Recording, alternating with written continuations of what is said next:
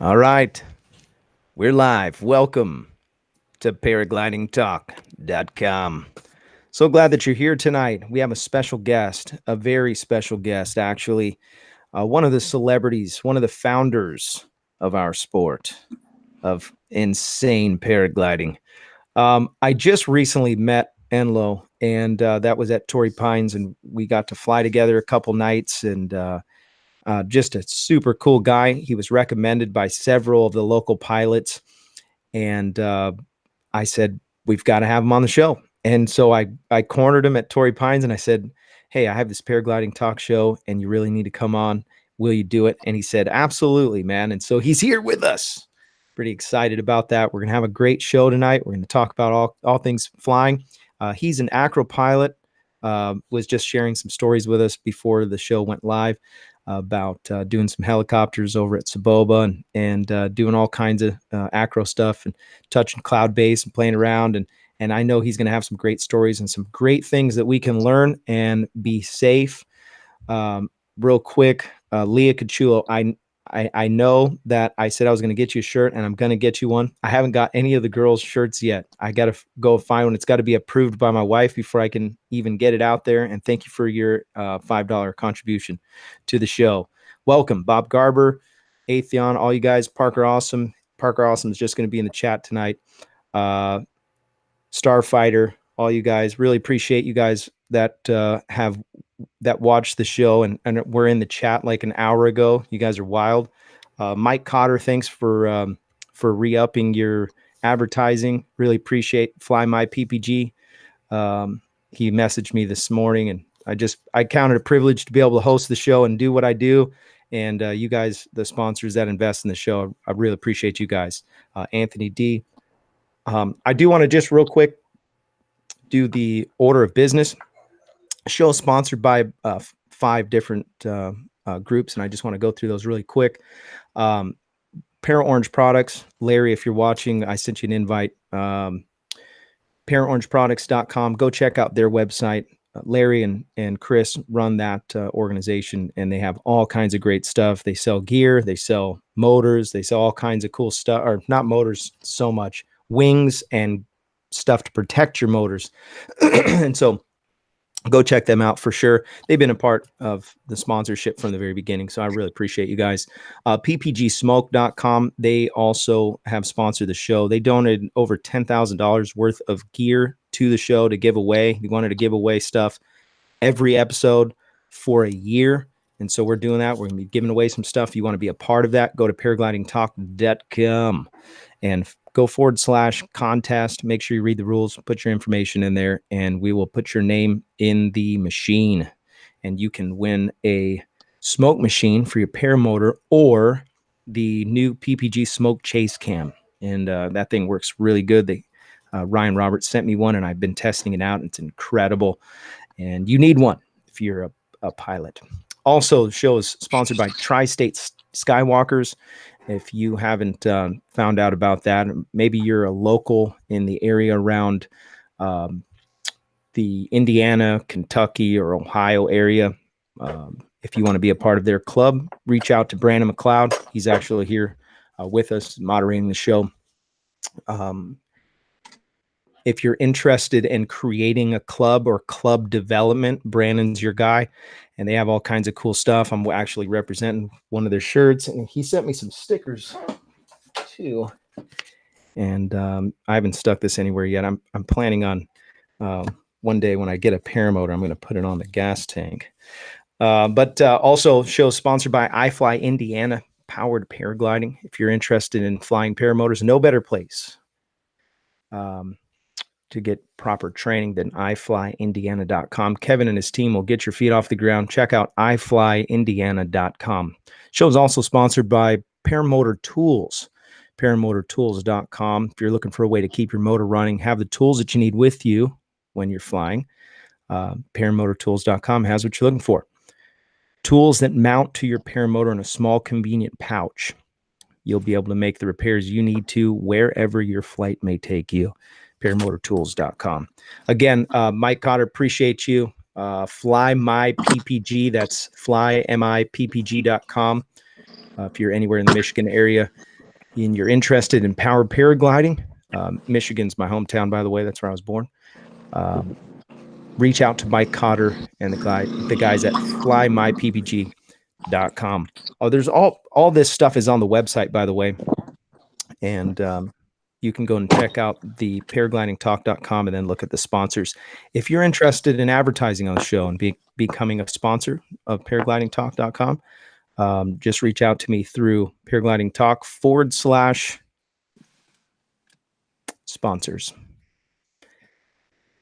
Enlow Connor, you're a celebrity in this sport, man.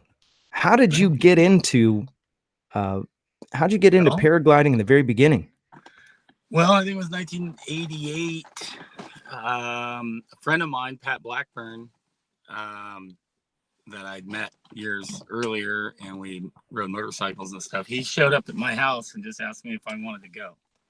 So we had a 300-foot hill, and he learned with a small group of people from Ed Pittman and the Yates brothers, John and Jim Yates, who do Yates climbing gear. They came from, and they still do make climbing equipment.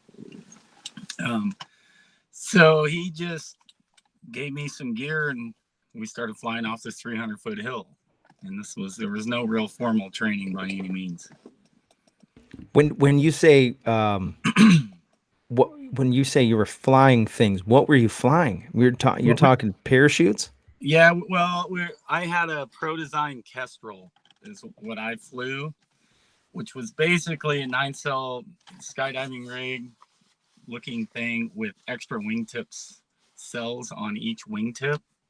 So it was one of the ones that had like a tail on it, and the leading edge was just like really open. And it was more like a skydive rig, because what I remember is I'd fly and I'd make some swooping turns and swoop down like you would more on a skydive rig. And I was able to do pretty big wing overs on it and not even really think about it. And then when I flew a real paraglider the first time, which I think was in Adele Space or something, like really old. And I did like 3 wing overs, took a huge deflation on the high side, like a 50% deflation, and looked up and was like, gave it a bunch of brake and stalled the side that was open, and was just sitting there looking at it going like, wow, what's this? And then I hit the ground.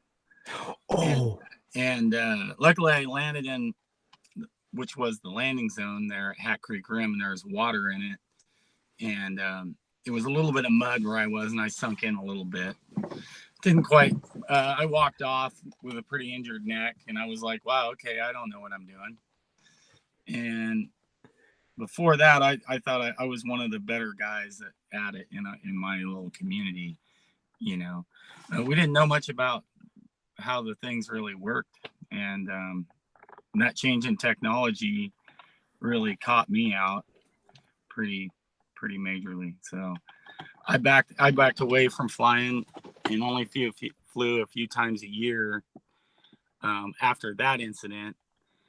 I'm trying to remember when that incident was, but anyway, yeah, it was a long time ago. Ed Pittman was one of the first guys who made hydraulic winches back then, and he started his boat. They started doing SIV training. The Yates brothers did at Shasta Lake, and I was never involved with that.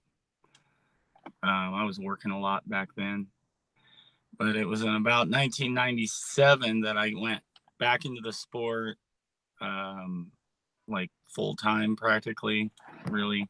And I bought a boat with Pat Blackburn and another guy, Sonny Compton. So we were like the best boat around at that time, and Chris Santa Croce started hiring us to provide him the towing. And then I started doing the towing and training people also back in about, I don't know when it was, 98, 99. That's in Shasta? That was, well, that was, I was traveling all over at that time through the late 19 to 2000, like 9 or 10. do they still do, can they do tows at Shasta still? Well, well, I hear you can. I don't know. I'm getting my boat fixed, and I've got a friend there that wants to start doing flying there. But the problem with Shasta is it's really rocky, right? And it's just not a very great place to teach people because it's just very aggregate. It's like one of the places we fly from, we call it the cheese grater for a reason. Yeah. Yeah. You don't want to fall down or trip on launch or have anything because it's just all jagged rocks, you know. Yeah. Not forgiving. Beautiful place though, man. That's what's nice about some of the other lakes with sandy beaches. You know, you've got it's pretty ideal. But I'm changing my thoughts on all of that actually. So it's interesting. We've got some other guys here with totally different disciplines within flying that probably have a really interesting perspective. I don't know if these guys that are mediating are going to be involved in the talk, but absolutely, I'm interested in what they know and what they think about just the sport, how it's progressing and where it's going and what's, you know, appropriate, what's not as the sport grows, because it's changed a lot just in the time that I've seen it. Yeah. Actually, Brandon just did an SIV with Brad Ganuccio, and yeah, that was last 2 weeks ago now. Yeah, I believe it was 2 weeks ago. Yeah, good time, really good time. Learned a lot doing that, and being a paramotor pilot, not really being into free flight. I still learned a lot. I don't know what your thoughts are on that too, Enlow, with being, you know, I know you fly paramotors too, but having SIV, do you like having paramotor pilots, you know, be on a motor when they do SIV courses or free flight? I've had a lot of people discuss that with me over the last 2 weeks. What's appropriate and not appropriate? I don't know. I haven't really given that much thought. I've never trained people hooked to motors doing maneuvers, really. I've seen it done and it not turn out real well, but that was probably to who was doing it. But, you know, yeah, it seems like the reserve systems that we're using just really could be improved, in my opinion. It seems a little bit messy to have a round parachute hooked to all your stuff, and if you use that, it's just, there's still so many variables and chaos things that could happen after you throw a round parachute hooked onto a paraglider, and even more so a paramotor and glider. Oh yeah. Have you ever had a throw? I've only thrown my parachute twice over the water, doing, you know, amazingly enough. But I actually feel like I fly pretty conservatively, actually, for the stuff you see me do over the dirt is stuff that I've done, you know, thousands of times. And I'm still not immune to problems. And what worries me the absolute most, which is what gets most people in trouble, even if you know what you're doing and you're going to do the right thing, which is riser twist. If you get much riser twist, you just can't control the wing. And if it gets any little problem, it's going to go into a spiral or a sat type of spiral configuration.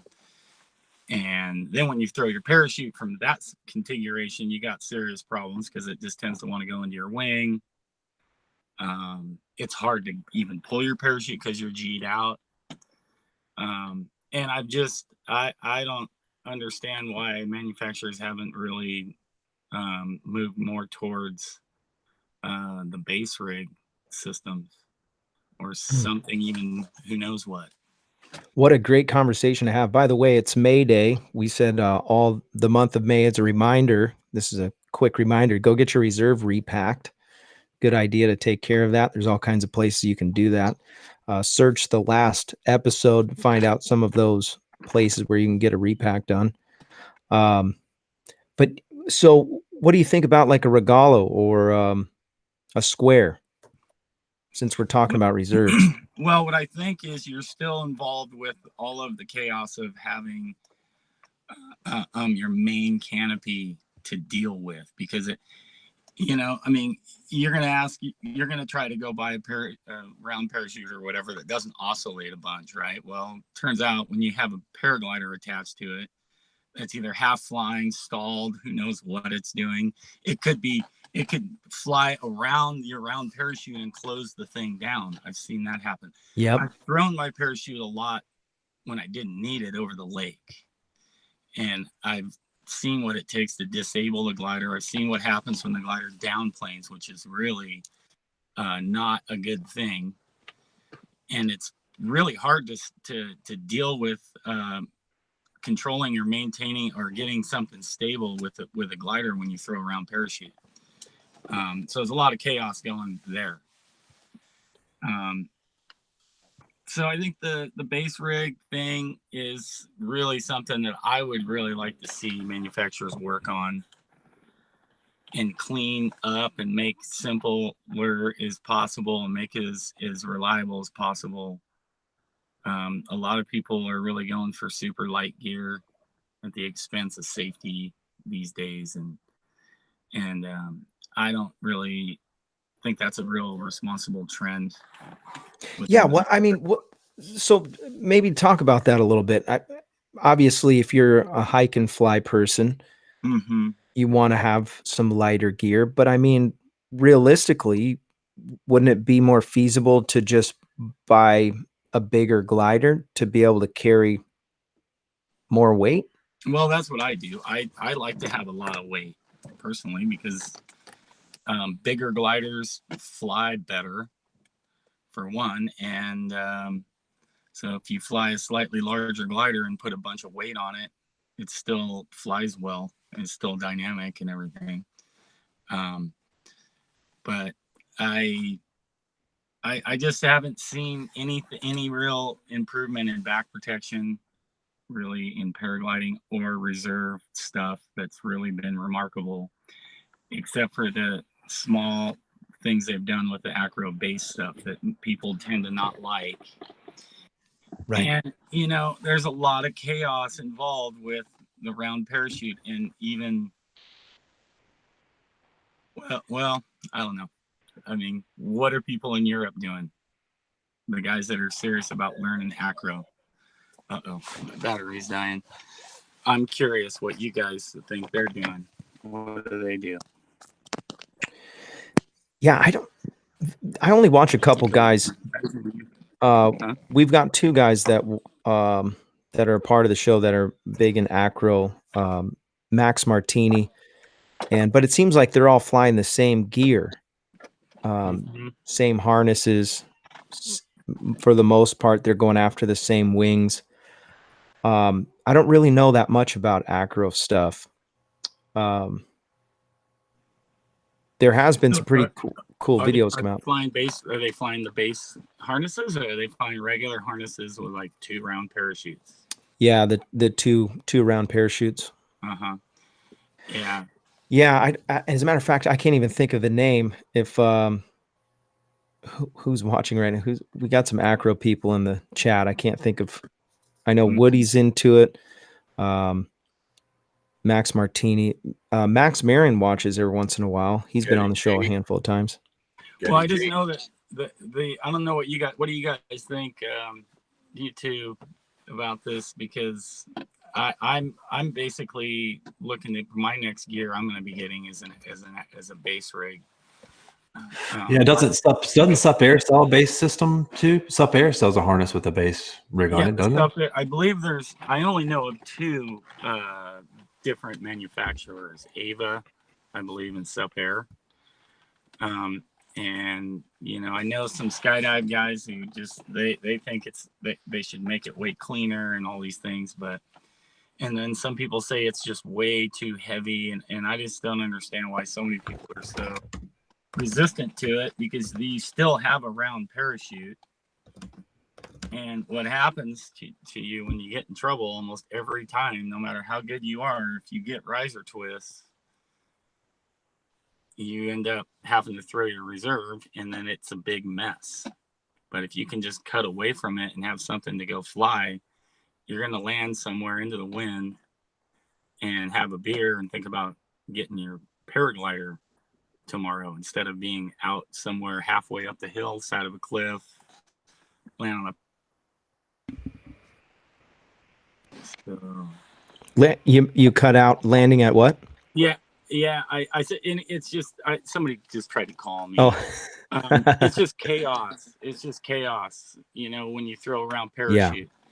With a base rig, it seems actually objectively, if I look at it objectively, I think it's safer to have a base rig and be high over the ground and learning to do SIV and acro with a base rig. If you have a problem, you still have 2 parachutes and you don't have to land in the water, because landing in the water presents its own dangers. Yeah. And if you do everything high and you get riser twist and you can't do anything, the base rig thing is the way to go, because you get rid of all your problems and now you got another rig and you still have a round parachute. So what it kind seems of safer than even flying over the water with round parachutes to me. Okay, because I've seen people drift over the dirt. How many people have a watercraft on standby right there? Because that's really what you should have. When you talk about getting a base rig, now is there like a quasi like base rig design specifically for paragliding?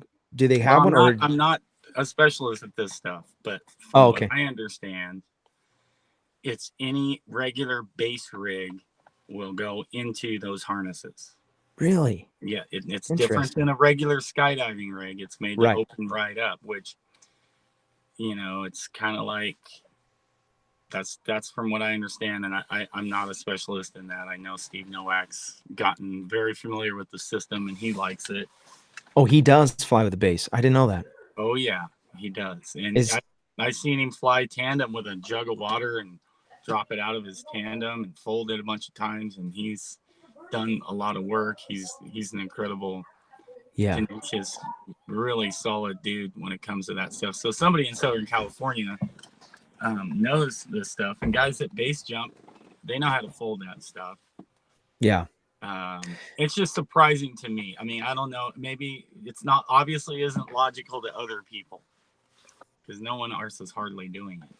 Well, I think it's a great idea. And I've actually watched, there's a guy, and I can't remember his name. He is in Europe, and he got in a weird situation, and then he cut away and then went to the base.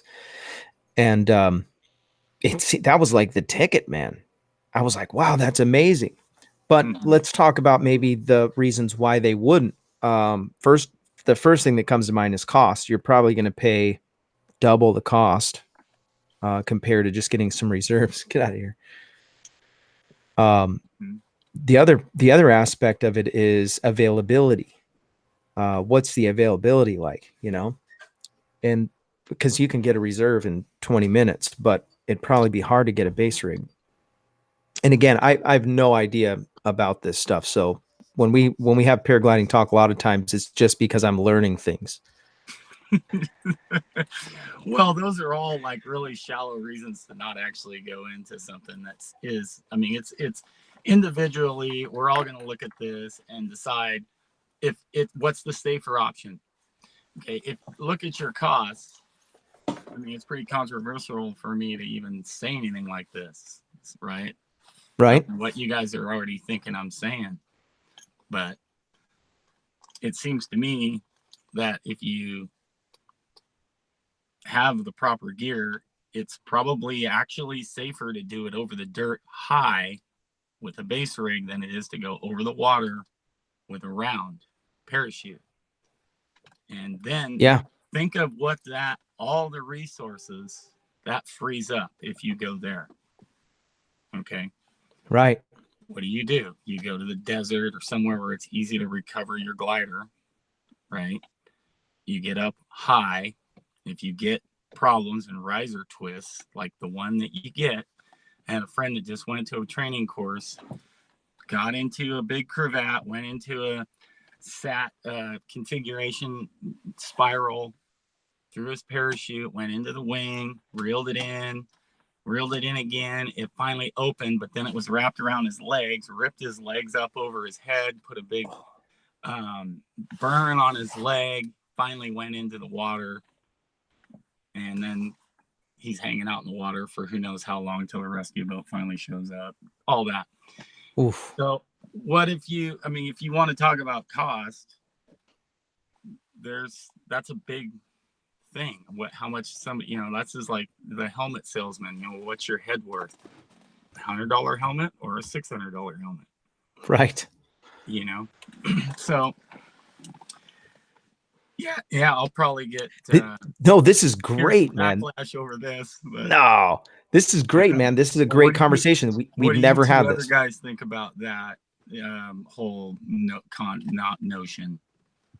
Yeah, it's interesting that you bring up this reserve question, because when we were with Brad out there, he sometimes would, say during some acro, he'd fly with 3 reserves. So if you think to yourself, if it takes 3 reserves to be confident, I mean, that's kind of crazy thought for us as paramotor pilots. We have like 1. We just count on 1 reserve, but with the base rig, like you mentioned, I'm wondering, would you recommend something like that kind of a system for all free flight pilots? Because you could get yourself in trouble. That's what I am saying.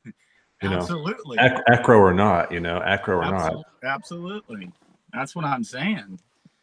I mean, a motor could have really the same setup pretty easily, where you just, you have the thing on your motor, whatever it's a 3-ring circus where you just pull and it just drops away, and your rig pulls out the base rig. And it's just right there. It opens really fast. You have any type of height. It probably opens as quick as a round would anyway. Now you're just free to fly. Your stuff is not causing you all the problems. Take a look at reserve tosses and what happens. The tandems these days have little straps that pull the C's and D's down to disable your tandem wing, because you can't even disable a tandem wing physically. If it downplanes against the reserve, you can't stop it from flying. So they have a system that actually does that now these days, which is a pain, but it makes sense. You got some fans in the chat. I know you can't read it right now, but oh yeah, Kodiak Express. I don't know if you know who that is or not. No, I don't. But hey, he's one of my favorites. You guys are probably like, yeah, who knows? Enlow's crazy, right? No. I think he's on that side of town. I think he knows you from over there. We've got a guy named Acid Eric, and he is in England. Hold on a second. What time is it in England? It's like 3 something. 2:30 in the morning. Yeah. He's watching. Oh, you guys are wild, man. Well, we're at the halfway mark. We're going to give something away. And tonight, we are going to give away the Tow Pro that you need for your camera stuff. The Tow Pro for your GoPro. This one's all set up. Here we go. So this is the evolving from monkeys into paragliding pilots. You're going to need this. So this straps to your boot. You put your GoPro right on here. And then when you're flying, gets a good picture of your face. And you need this. So we've been secretly writing down your names. If you've been in the chat, if you've commented at all in the chat, your name was added to the hat. And we do this every week. So you should know by now. If not, you're the new guy. And you'll have to wait until the next show to get your name in if you didn't talk. But if you've communicated in the chat at all, your name's been added to the list. And by the way, Ripman, I sent yours out today. I know. I'm lazy. I sent it out today, so you should get it. And I have a tracking number if you're interested in following that. He's been procrastinating. I can't even say that. Kyle O'Glee. Enlow, do you know Kyle O'Glee? Probably, but he's in the chat. Okay. I'm gonna invite him on. I don't know if he can right. come on or not. But All right, so Sean, go ahead and pull the. all right, cool. Because my arm's getting asleep. All right, getting Ryan Moore. Ryan Moore, congratulations, winner, chicken dinner. Congratulations, Ryan Moore. Ryan Moore, you are the winner of the Tow Pro.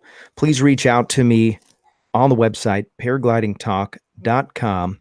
Send that information where you want me to send this to in that comment.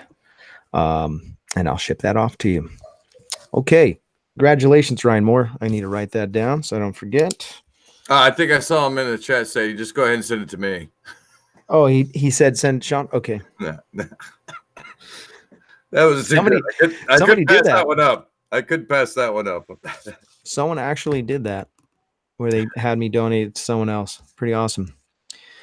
Congratulations. Tanner, I see you in the chat. Tanner's one of the local homies. Glad that you're here tonight. So again, I really appreciate the sponsors. You guys make the show what it is. Tri-State Skywalkers, iFly Indiana, also Paramotor Tools LLC, and Fly My PPG. You guys are awesome. PPG Smoke, I think I mentioned this in the beginning, but I want to just remind everybody, if you want to get into that contest, go to paraglidingtalk.com/contest. You can get in the, you have your chance to win the Paramotor smoke machine or a chase cam. Carlo is in the house. Hey, what's up, man? I'm here. Woo! Hey, fresh out of work. James Richardson just donated $20. Thanks, man. Appreciate you, brother. I see that. That's cool. He said, keep the channel going. Kyle, we just saw a video that you shaved a mullet. Yep. That was no video. The videos that I'm making currently happened about 5 weeks ago in the past. I know I'm in the same boat right now. I'm like 4 videos behind. It's like Pulp Fiction around here, man. And then I splice in stuff from modern times, so you don't know what you're seeing. It's have you met video making Kyle Enlow Kyle? Hello. He's hey, what's up, man? I saw your name. I wanted to catch the show sooner. I was just able to get to where I could sit down for a moment. It's been crazy work stuff going on, so. Yeah. Where you living at, Enlow? Where are you flying? I'm in SoCal right now. I'm planning on going up to Jackson Hole, Wyoming to fly tandems off the tram. I'll probably leave a couple weeks, go fly for Jackson Hole, paragliding. Scotty Haw. Those guys are great. I know we can't curse on the show, but right now I'm flipping you the bird underneath this camera right here. Why? Straight jealousy, man. Straight jealousy. Well, yeah, I mean that's no joke. It's no piece of cake up there. I think though, it's you're launching in high elevations, Cree Field probably, and landing in big valley winds sometimes. So no piece of cake. But you got the tram. I'm super lazy, it's so like 4,500 feet from top to bottom. It's big. Wow, man! I didn't realize that. Yeah, one of our locals I got to fly is the going mountains up this there. weekend, Robert. It was fun. You did where? Up in the Buffalo, in the Tallahena area, Buffalo Mountain, Red Oak Training Hill. Sweet, I spent several hours doing some kiting and then burn off some mountain launches the next day. Top landed, drove back home, so it was all good. Did you fly Zeno or the Delta? Zeno, yeah, really? Zeno, yeah. Got some good. more? I'm finally getting becoming one with it. It took long enough, I guess, but yeah, I'm not looking like a fool anymore, so that's helpful. There's a bunch of people commenting. You got to go read your comments on that video. Oh God. 2 videos ago. They're commenting on my comment. You have to go back and read it. It's hilarious. I keep on getting the prompt. So Enlow's got some incredible a wealth of knowledge, and we are going to open up for questions for him. But you've done much instruction as far as doing SIV training or testing your wing. We've kind of strayed away from using the term SIV because we're not French. Maneuvers clinic. What right. So what is your main thing that you're seeing that guys are coming in needing when it comes to and needing and not having until they leave an SIV? You talking to me? Yeah. Well, I think people need to learn where the stall point is of their glider. Ooh, good one. And I think people need to be aware that when the glider does stall and you're in any type of a parachutal stall or a full stall, that the brakes don't feel the same, and people tend to try to get their balance. All the integrity of the harness goes away. Ooh. And it's hard to not try to hold your balance and do things with the brakes that aren't necessary and you're not aware of. Very good. Getting just an understanding of those things that are happening is a really important thing. You're not gonna get it dialed in. You're not gonna figure it out in one, but just to realize that, because before you've stalled a glider, it's always when it flies, it feels the weight, this harness feels solid. The brakes have pressure. Okay, and so when you fall, we're used to putting our hands down to catch ourselves. It's just and not like putting your hands up. So it's the muscle memory, right? Yeah, it just. Yep. I think that's what I would say, just on the long version of the short answer. Yeah. Even weight shift comes into so much more effect when you're in a stall. I didn't realize it until I had a stupid camera on my knee, and I was trying to raise a leg to get a better shot.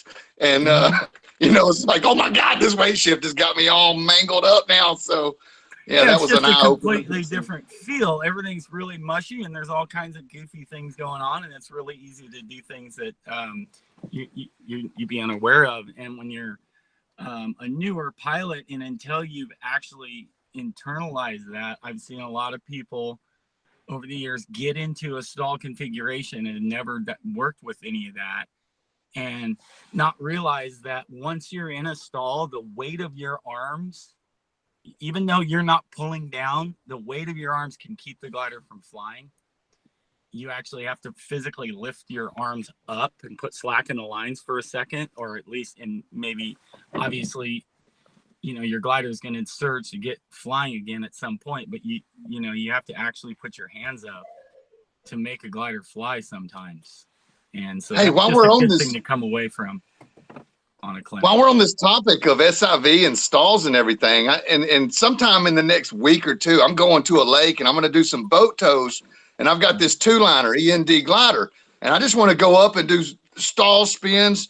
As an SIV instructor, what should I be focused on taking this thing up? I know it's hard to do like frontal collapses and things. I can't give you any advice on that. I've never done any stalls and spins on a 2-liner. I think just from what I know, it's probably going to be pretty unpredictable. So I would say if you're super comfortable doing the stuff with 3-line gliders and you can do all that stuff, no problem, then you're going to be stepping into a whole different type of glider. So your guess is going to be better than mine. You've been flying it.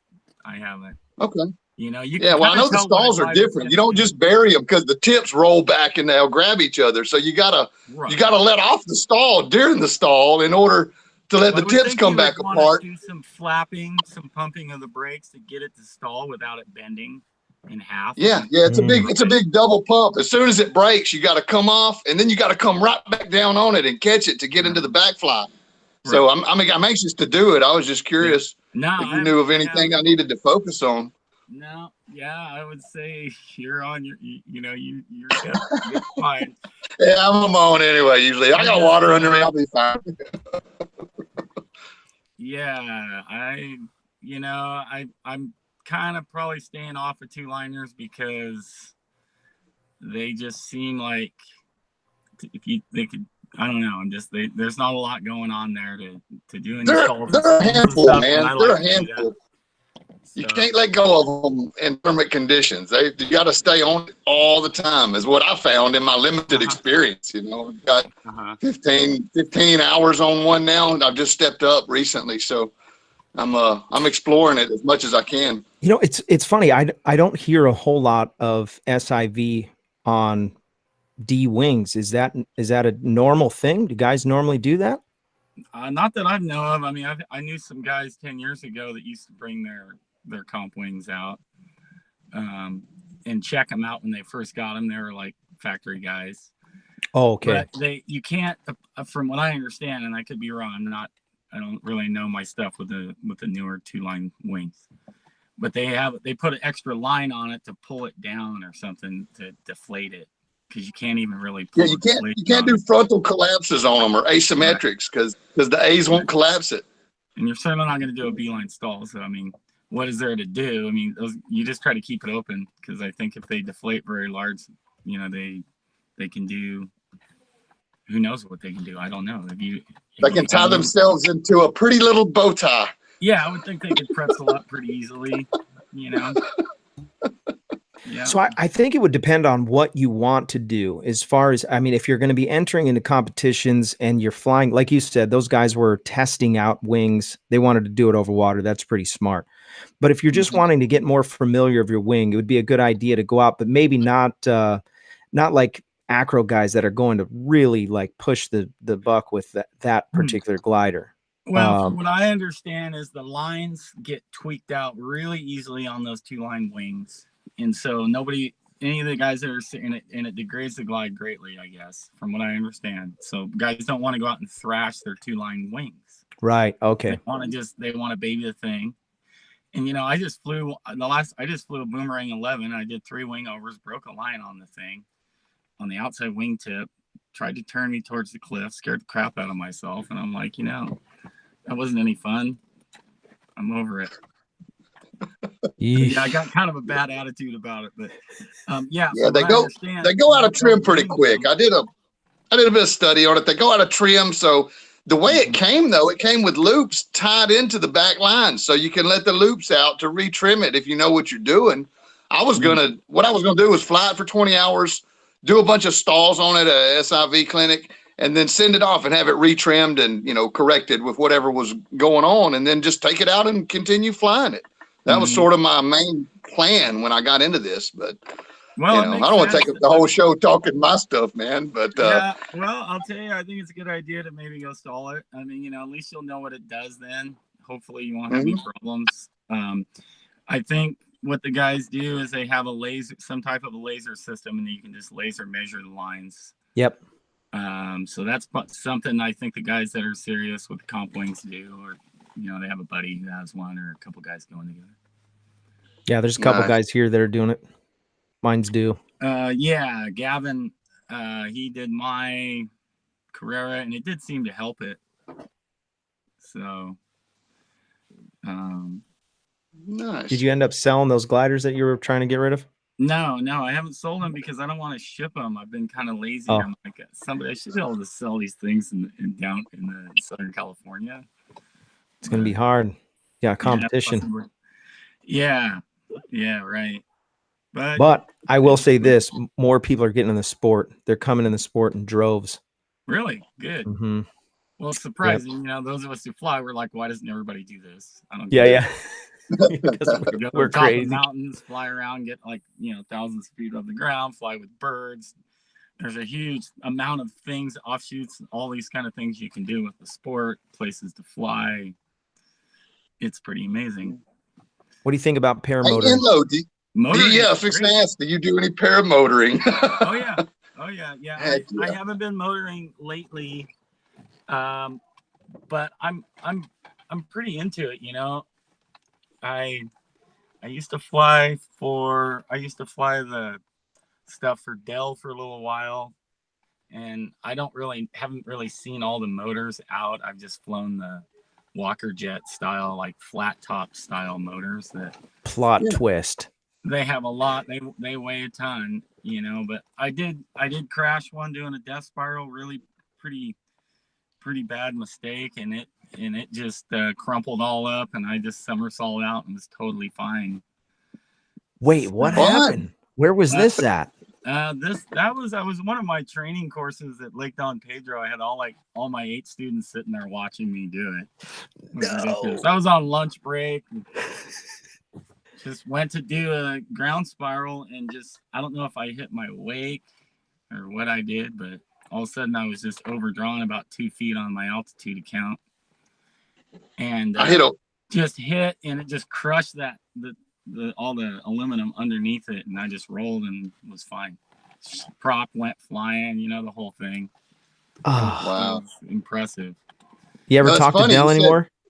I haven't talked to Dell for years, really. I haven't, but I kind of left the sport and not on flying on a regular basis like I am now for 3 years. So. Okay. Sorry, Kyle, you were gonna ask him something?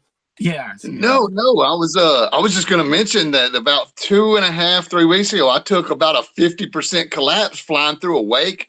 But I had ballooned up really big. I just cut a hard spiral, but I was a few hundred feet up. I had some altitude, and I came around with this 90-degree turn, like I was testing out a student's wing. I'd done some wing overs, and I was coming out of it, and I just thought I'm going to balloon the whole, balloon it hard as I can, just flop up out of this spiral, and then catch the surge. But when I got to the top of the balloon, I hit my wake, and it just took this huge whack. Half the wing fell out of nowhere, and it's and it just opened. I felt it, but I didn't realize it was that big. When I got down, I was like, I think I had a collapse, and they're like, yeah, and they showed me some pictures. It was like half the wing was folded down. I was like, oh, I guess so. Yeah, you got to consider the wake when you're messing around with the motor.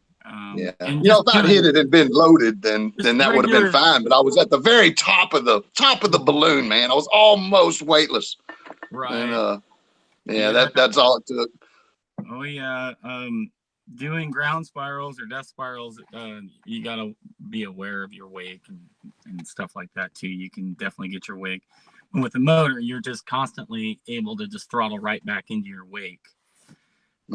So it's something to consider when you're doing spirals low to the ground, which it's pretty hard not to get super crazy low on a repeated basis with a motor for me. Doing anything low to the ground, that's where the bad stuff happens. Yeah. 50 foot. First 50 foot, the most dangerous. Well, right. Yep. I mean, there is all that. But I'm looking forward to getting into more motors. I mean, what I'd like to see in the sport is more back protection technology and better reserve systems. I think objectively that the base rig system is really a direction that I'd like to see the sport go towards. And I think that could even be adapted to motors, guys, because when you get, it's just,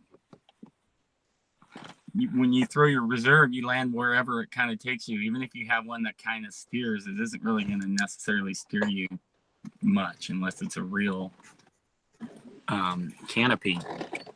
And the base rigs are probably the most reliable opening thing there is, because otherwise there wouldn't be hundreds of guys jumping off the cliffs with them every day. Okay, so it's not like it's not reliable, the opening. It's probably more reliable than anything, actually, because think about the guys jumping off cliffs every day. Okay, so I'm still waiting for somebody to make a pod with one, man. I would probably buy a pod if it had a base rig built in it. I don't see why. I'm really kind of surprised. I think the hike and fly movement, X-Alp stuff, I think that kind of drew attention away from harness safety and just in all that. And everyone's just trying to go for super light. Now you've got these harnesses that are all airbags. They look like, trash bags, that you've got well-engineered trash bags, basically, And I get it. If you're walking over the Swiss Alps or anything, you it's going to be a massive advantage. But you see a lot of people flying around with almost no back protection these days, and that's what you get hurt when you screw up in this sport. Yeah. No joke. But I do feel you, man, with the motor stuff. Living there next to the mountains, you got a mountain within a say an hour drive. I mean, why would you motor unless you just had to? You know, I feel you there. That's why I don't. That's why I'm not. I know. If I had friends that would rally me or whatever, but like I'm literally sitting at the base of Saboba right now, and I mean, with my motorhome. Motor's last thing on your mind. Well, not really, because I was sitting here looking at my camp, going like, well, I could carry my motor out from my motorhome like 30 feet, launch, fly around, land, and then just carry it 30 feet back over into my cargo trailer without even doing anything. And that's attractive to me. I mean, you know, the maintenance is one little thing that you know, is a thing with motors. You got to put it in your truck, go find some place to go. But if you can just go right out your backyard, that is so awesome. Yeah, you know, that just makes it like a step like nicer. It's pretty good. You'll have to go look at Kyle O's channel. He's got a pretty good YouTube following, and he wrote his name in his property so that when he's flying around, he knows where his house is at. Nice. And it's like a football field size, and it says Kyle O. Well, we're still waiting on Google Earth to pick it up. Oh yeah, that's right. Yeah, very nice. Yeah. So what kind of, you guys run parachutes on your motors, or you guys not? Because I always used to, and that just makes them weigh way more because you need. Yeah. I'm split. Currently, all my reserves are tied up into my free flight gear. I got a new harness that had a dual reserve outfit on it. So I took the one that I used for my motor and tucked it in there as my second option on that harness. So now I've got my ultralight pod that has one reserve, and then I got my other pod that has two reserves. So all three of my reserves are tied up in that gear right now. I need to get a fourth one, I guess, is what I need, right? Just go get yourself a base rig, and you'd probably have a free reserve then. You're gonna have to tell her. I just want like a lap mount round or square or something for the motor, I think, because most of the stuff you're flying over, you can kind of pick your box, where you're going to go down anyway, just to save weight and hassle. But anyway, that's everybody's got kind of their own personal preference. Again, a base rig would be like obviously the best, but then you've got the complexity, and then putting it on with a motor, you've got all this stuff on already. So it just, I can see it both ways. Well, it kind of seems like the manufacturers aren't interested in making anything like that. So it's going to take some smart guy who decides that they're just gets annoyed with it and decides they're going to make it better. I don't really know the exact history on how the Acro base harness got put together, but I believe it was Raul Rodriguez deciding to do something about it. And I believe that's who started it. And please, if somebody could correct me. But no, I think Raul invented everything, like basically. That's a nice He's guy, a champ. great guy, just incredible. So yeah, and you look at like the harness protection. I'm not impressed. It doesn't seem like it's gone anywhere for the last 15 years. And you got guys that have motorcycles where you put a backpack on and it is like an airbag, and we haven't done anything. We got foam and we got little airbags with valves, ambient pressure or whatever. Because there's a billion motorcyclists and 5,000 paraglider dudes. I know. Yeah, I know. But it's just that's surprising to me, and it's getting better though. It took a long time for gliders to really improve. It seemed like the leading edge technology is the only thing that's really happened to the sport in a long time. What are you flying these days? I'm just flying the glider I've had for years, the Carrera. It's getting to where I'm looking for something new. What are you gonna get? I don't know. I have no idea. I'm not attached to any brand right now at all. So I was thinking I was going to get one of those base harnesses. This is going to be my next purchase. And probably, I'm not sure. I'm not sure about the glider wise. But this one's getting pretty old now. All the free flight guys would want to know, are you into cross country flying? No, I'm not. I'm really not into it. I'm not against it. I do like to participate in like league meets and things like that. But I just don't have the balls to go out into like fly off into like over ranges and have the possibility of landing out. And, you know, these guys in SoCal are just amazing. They just fearless guys, you know, these guys fly all over, and usually they can call an Uber, you know, and it is pretty cool like that. But no, I usually just go up and fly strong conditions and do some stuff until I'm tired and land in the landing zone or top land, preferably drive my truck down. When you were flying, I didn't even want to fly because I just wanted to watch you fly. I was like, I'm going to land and watch him. That's epic. Yeah, incredible handling. I could tell that even when you're flying some tandems, you've got just an absolute control. Where I feel like if I was flying a tandem, it would probably be a whole different ball game as far as control, and I would just be, you know, level, steady, and overhead, and that's it. Yeah, tandem flying is it's got its challenges. It's you know, I think I got my tandem rating in like 2002 or something like that, and I had flown tandem pretty much only just a few flights before I got my rating, and I was a very proficient pilot at that time, and I was surprised how much more complicated everything is with a tandem, you know, and it is. Oh my gosh, I just realized who you are. Oh really? Oh my gosh. What do you mean?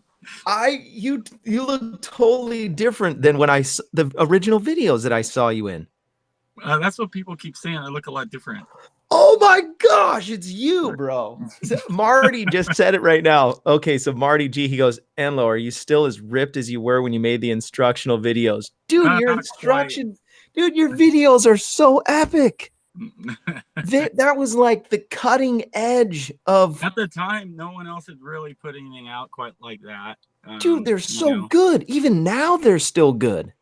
Well, the guys who made the thing for me were really pro. They were, you know, from LA, and the guy was a real producer, and they had the best cameras, and they did a really, really great job.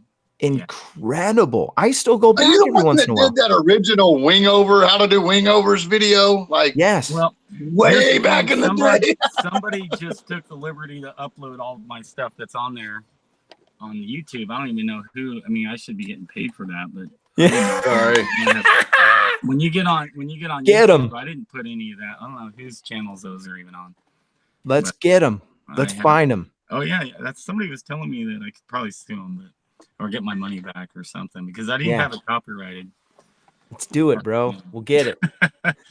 But anyway, bro, that's I don't want to bitch about it's a great sport. The manufacturers are all really awesome, you know, but I would be stoked if there was more energy put into those two things, the reserve systems that we have and the back protection for the harnesses.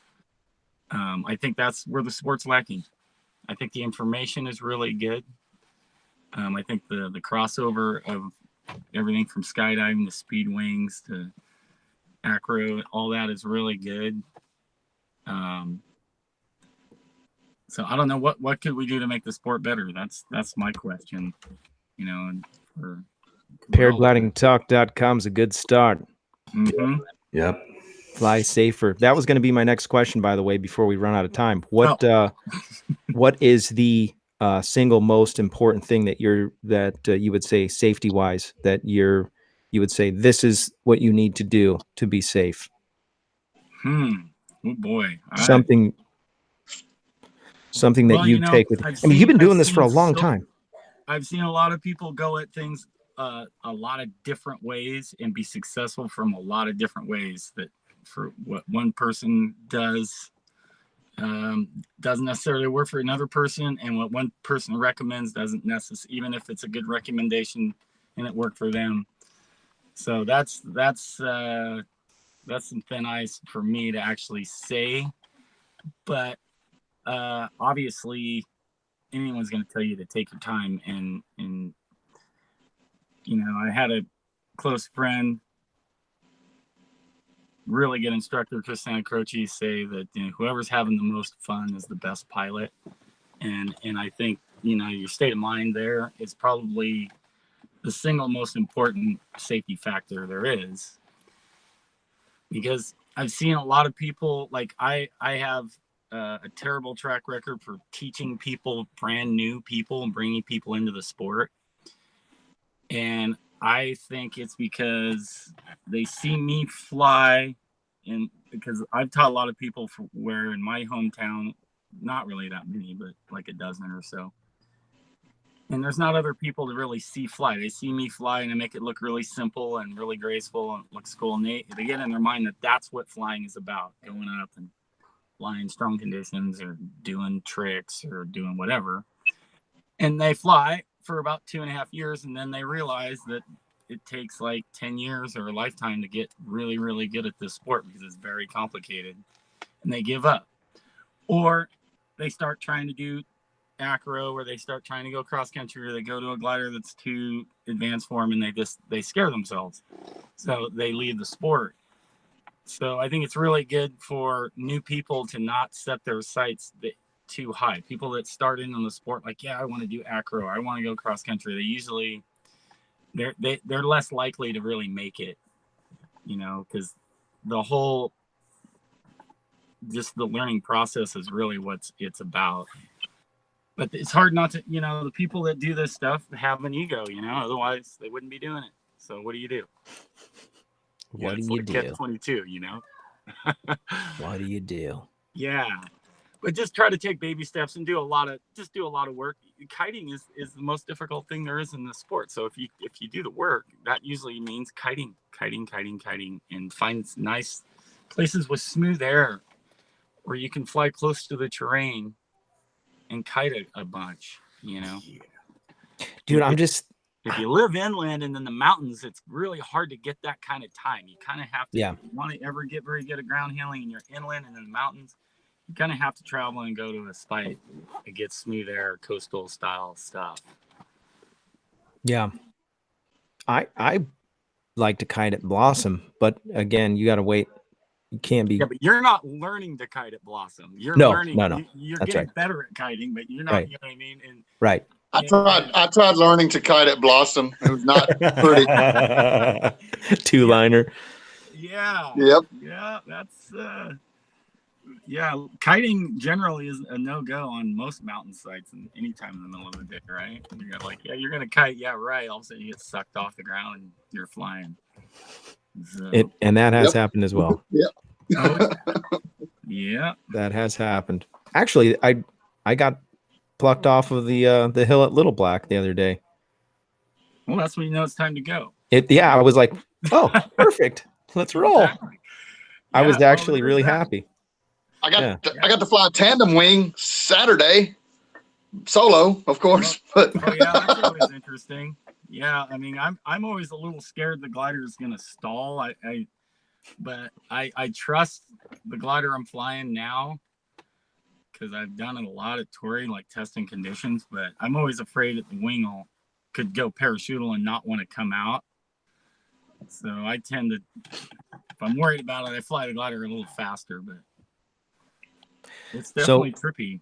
We have got to figure out how we can capitalize on those videos. Now, I don't know if they have millions of views and somebody's making money off of those videos. I don't know either. Yeah, I haven't ever really looked at it. If we can, we've got a bunch of people that like in the chat and moderators and stuff that'll dig in and find out. I'll get back to you on that, and we'll find out. We'll find out if people are making money off that. We're gonna make them donate. Yeah, all right. we're gonna make them. Awesome. It'll come back. It's gonna come back to you. Well, I am getting my boat fixed, and I am considering doing some maneuvers training courses again. But I don't know. Maybe I'll just buy a truckload of base harnesses. Just go out to the desert and make that happen. No, I'm serious, man. Like that would be a game changer for our sport. And I've seen so many people like have trouble in the water. That, you know, that's one thing. Now you've eliminated that. Okay, now It's even, you don't have to deal with a wet glider, it's all kinds of, it's just, if you start thinking about it, there's a lot that makes sense about it. Yeah. Actually, when you compare it to these other things. I love it. And no better person, in my opinion, to bring that conversation to the table than somebody who knows the sport so well as you do. I've just seen so many people go in the water, and I know all the hazards and all the trouble of boat towing. It's very expensive. Right. I mean, it is not cheap. You need to charge people a lot of money to do that because it costs a lot. Yeah. Yep. And it's no joke. And if you can get back, and land on land, you save a lot of problems too. Your gear's not getting wet. Well, yeah, you're not even right. Yeah. So, I mean, I've seen a lot of people hit the water. I mean, enough to know that a lot of times if you're in a spiral and you hit the water, you break ribs. You got to make sure that you have a helmet that's covering your ear. You can get your eardrums. And you just don't want to be hitting the water in that situation either. Ooh. Usually that happens because people are G'd up and the parachute goes right into their glider and then they can't get it out. And that's the problem with the systems we all use. They're totally inadequate, in my opinion. Yeah. And I'll say that on the record as far as that goes. I love it. I can't wait to see where this conversation goes. By the way, we're going to give away something. We're going to give away the PPG Smoke contest. The winner of tonight's show, since we're 7 minutes over, and I'm not going to hold Enlow hostage. The winner tonight is Joey Eggenberg of Texas. Hope I'm saying that right. Eggenberg of Texas. Congratulations, winner, chicken dinner. I'll be sending you over some details about how you can collect your winnings. So you'll win either a smoke machine or the new PPG Smoke chase cam. Make sure you go check out ppgsmoke.com for all the details on if you wanted to buy one of those. My wife just said, dinner's ready, babe.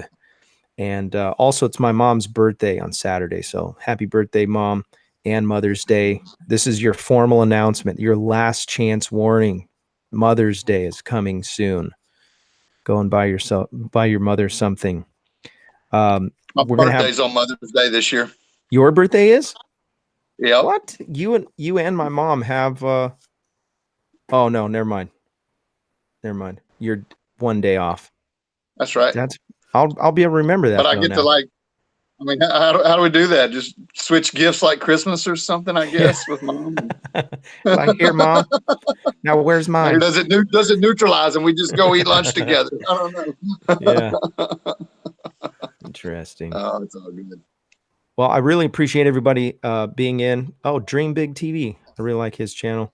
He's always watching, commenting on my stuff. I think, by the way, really thank you so much for all the comments and the feedback on all my videos, not just these videos, not just the paragliding talk, but also videos when I'm just messing around in the hills or trying to learn stuff, fumbling through.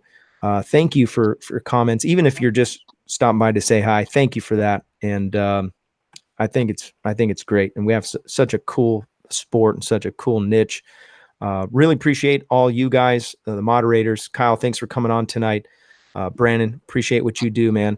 And also, Sean, thank you for writing down all the names for the hat. Enlow, I'm sorry I didn't realize who you were until the last 5 minutes of the show. I literally contribute a huge portion of the reason why I even got into the sport, because I watched your videos and it made sense to me. And I should probably make some more stuff, or maybe make another version or add to it or something. Absolutely. And put a big water stamp in it, so that way they can't, repost it. Right. Just giving you a heads up, you know what I mean? Just make a big watermark. We have so many people that can make that happen, Enlow. We could talk to Russman, Phil Russman. Yeah. We could talk to he does incredible stuff. The possibilities are endless. And okay. Well, I'm back. I'm back in this having fun here in this sport full time right now. So I love it, man. I'm like I said, I'm getting my boat going again. I don't know what I'm going to be doing this winter. but it'll be something to do with flying, and I'll be in Southern California area, maybe Central. I forgot your wife's name. I don't have a wife anymore. I'm divorced. Yeah, and I'm You're the girl that you were with. Oh, that was my first ex-wife. Oh no, I'm done with all relationships at this time. Right? No way. Yeah, way. Okay, all right. Yeah, now it's even on air. So dang, dog. I know it's good. Gangster. I am. Yeah, dude. So you're at Saboba right now. Are you gonna be in town? Can you shoot me a text if you're around here? I want to fly with you. Yeah, I'm gonna be here for a little bit longer. What I need to do is get my truck, store it somewhere down here in SoCal. Okay. I go up to Jackson. I'm gonna bring my motor home and my electric bikes and all my stuff. Okay. So I'll be here for another few weeks. So okay. When you come on out here, or I don't know. I was kind of thinking I'd like to catch a ride with somebody from Elsinore to here, because I think I might leave it at Everyday Mike's, but I got to call him. So to find out before I call him, because he's probably watching. Yeah. But yeah, let's go flying for sure. Get yourself a base rig. We'll start almost. Try it out. Training car. That's right. Test it out. You're an adult. You can do it. You're an adult. Right. Yeah, I would do it. I'll try it. I don't have much time under a small canopy, but I'll try it. Yeah. I'll have my radio. That part's fine. Flying a base rig or a skydive rig is simple. Paragliders they're tricky. Really? Little base rigs, they're simple. Oh, you can't screw that up. You just no problem. Guarantee it. It's the simplest thing ever to fly. Yeah, videos on YouTube coming soon. Those guys need to worry about coming off of one of those and flying a real paraglider. That's like a sexy thing that will do things. Yeah. You going from flying that thing to flying one of their things, you got nothing to worry about. It doesn't work the other way always. They got these guys commenting, "Stay away from base, Robert, please." Do stay. Well, hey, if your paraglider's a piece of shit, it's a great thing to have, It's $10 to the Patreon. We got them, guys. Boom. Reeled them right in. Boom. And that was the second one. I didn't count the first one. I was like, that's just a slip. I'll just, yeah. All right, guys. Thank you so much for watching. Really appreciate you guys. Enlow, thank you again. All the sponsors. If you know any of these sponsors, please go and support what they're doing. Support their cause, whether it's buying some tools from Paramotor Tools, I Fly Indiana, Mike from Fly My PPG, or Tri-State Skywalkers, PPG Smoke, Para Orange Products. If you can support these guys just because, just do it. And thank you so much. You guys are awesome. And we're going to go to the post show. We'll catch you on the next one. If I don't see you on there, I'll see you in there. Have a good night, everybody. Thanks for watching. Thank you.